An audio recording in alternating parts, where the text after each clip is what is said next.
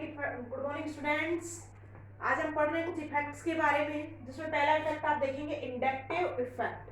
देखिएगा कोई भी आपके पास ऑर्गेनिक कंपाउंड है, जैसे देखिएगा मेरे पास है CH3 CH2 CH2Cl, halo alkanes है मेरे पास,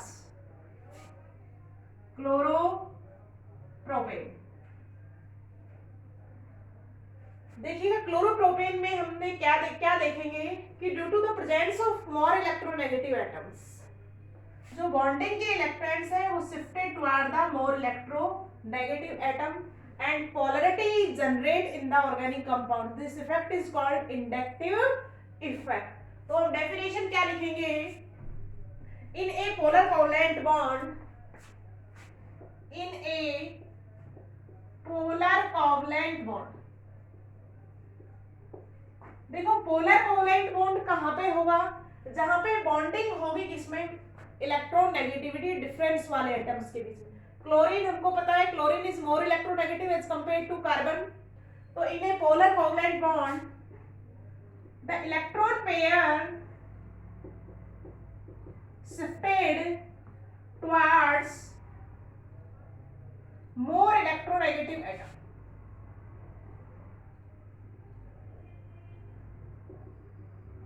कहां पे शिफ्ट हो जाएगा?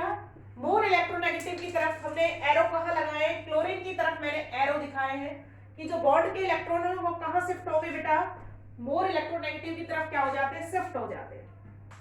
And polarity develops in the bond, जिसकी वजह से क्या होगा? And polarity develops in the bond.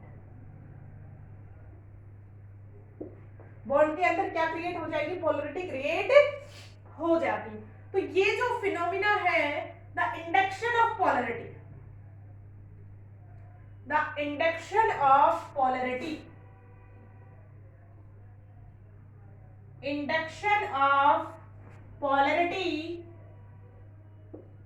Due to the induction of polarity due to presence of polar bond, due to presence of polar bond। किसकी वजह से? पोलर बॉन्ड की वजह से। Presence of polar bond in organic compound is called inductive effect. Inductive effect को किससे represent करेंगे? Ice, represented by the आई। तो हमने क्या देखा है कि इलेक्ट्रॉन नेगेटिविटी में डिफरेंस के कारण बॉन्ड में क्या क्रिएट हुई है? पोलैरिटी क्रिएट हुई है। देखिएगा मोर इलेक्ट्रोनेगेटिव एटम गेन नेगेटिव और दिस गेन पॉजिटिव। डेल्टा हमने लगाया पार्शियल पॉजिटिव और पार्शियल नेगेटिव के लिए।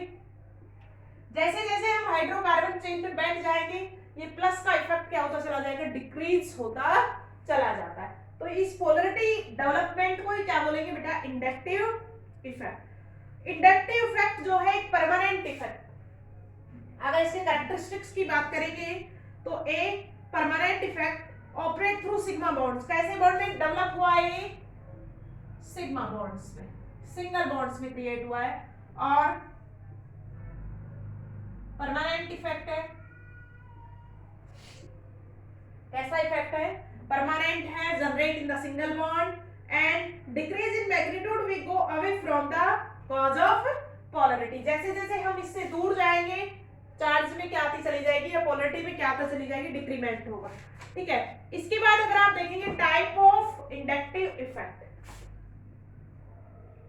Type of I effect. I effect के टू टाइप्स है बेटा, प्लस आई और माइनस आई इफेक्ट। देखिएगा प्लस आई इफेक्ट हम किसको कहेंगे? पॉजिटिव इंडक्टिव इफेक्ट कहेंगे। एटम और group having affinity than hydrogen, atoms और groups having smaller affinity than hydrogen is called plus I groups.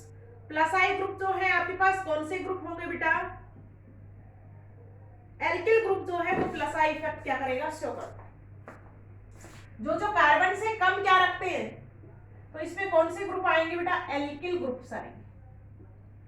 जैसे देखिएगा CH3 जैसे जैसे चेन बढ़ती जाएगी प्लस आई का प्रभाव बढ़ता जाएगा। और भी हम देख सकते हैं।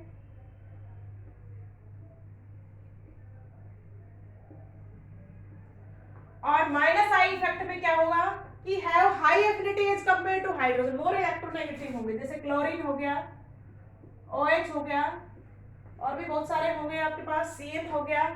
इन सब में क्या होगा आपके पास नेगेटिव इफेक्ट होगा। ठीक है, अब ये तो हो गया आपके पास प्लस आई और माइनस आई इफेक्ट। अब प्लस आई और माइनस आई इफेक्ट की कुछ एप्लीकेशंस है। Applications of inductive effect.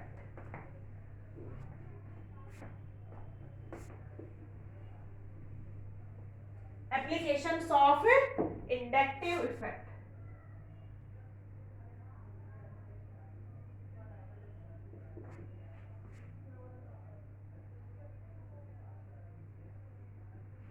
Inductive effect के कुछ एप्लीकेशंस है। पहला है stability of carb cation. First है हमारे पास स्टेबिलिटी ऑफ कार्ब कैटायन और फ्री रेडिकल।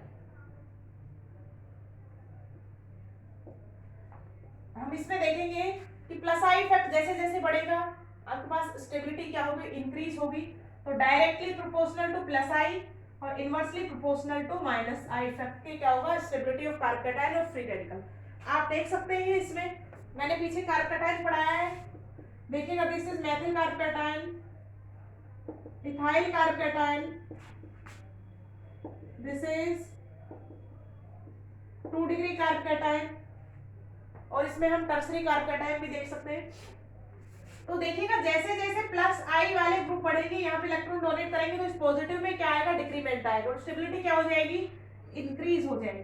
तो हम देखेंगे मैथिल से मोर स्टेबल होगा कौन सा 1 डिग्री, फिर होगा 2 डिग्री, और सबसे ज्यादा स्टेबल कौन सा हो जाएगा 3 डिग्री। सिमिलर सिचुएशन किस पे चलेगी, फ्री रेडिकल्स में चलेगी। नेक्स्ट आप देखेंगे stability of carbon.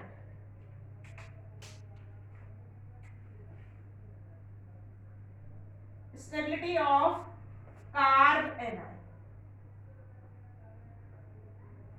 Carb anion में देखेंगे आप नेगेटिव चार्ज प्लस आई के कारण बढ़ेगा, तो inversely proportional to plus I और डायरेक्टली प्रोपोर्शनल टू किसके होगा माइनस आई के हो जाएगा। ठीक है, तो इसकी स्टेबिलिटी भी हम देख सकते हैं। इसके बाद हम देख सकते हैं strength of acid.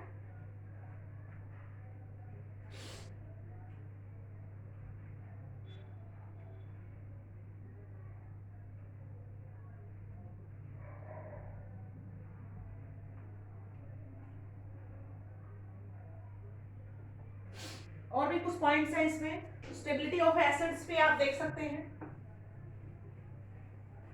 Stability of acids देखेंगे, तीसरा पॉइंट देखेंगे स्टेबिलिटी ऑफ एसिड्स। देखो भाई जैसे हमारे पास एसिड्स है CH3 CH3 COOH, CH3 CH2 COOH, CH3 CH2 CH2 COOH। Acid है आपके पास। इफेक्ट देखना है, कौन सा इफेक्ट लग रहा है यहाँ पर प्लस आई लग रहा है। देखो प्लस आई जैसे जैसे बढ़ेगा, एसिड का मतलब क्या है H प्लस गिवन टेंडेंसी।